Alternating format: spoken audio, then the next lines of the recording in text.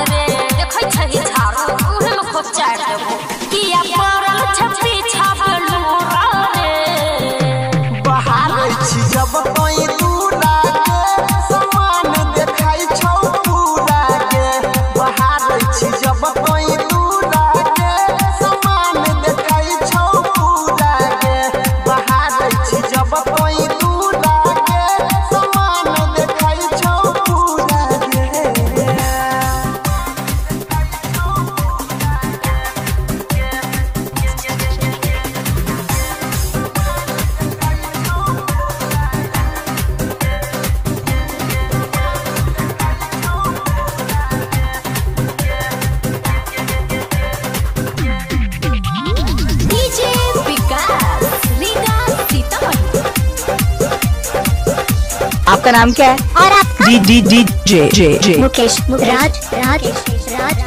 कहाँ घर है अमाटोन मोबाइल नंबर 9021676653।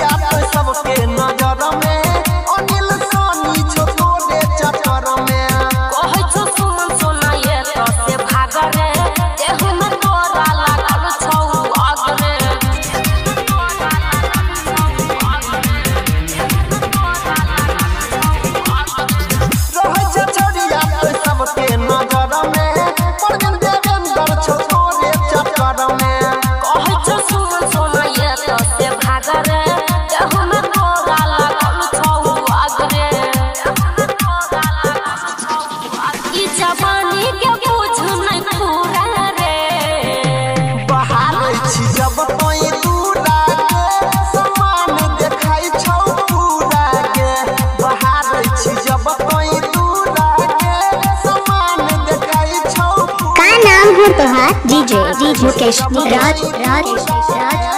कहाँ घर बा तोहार हो अमाटोन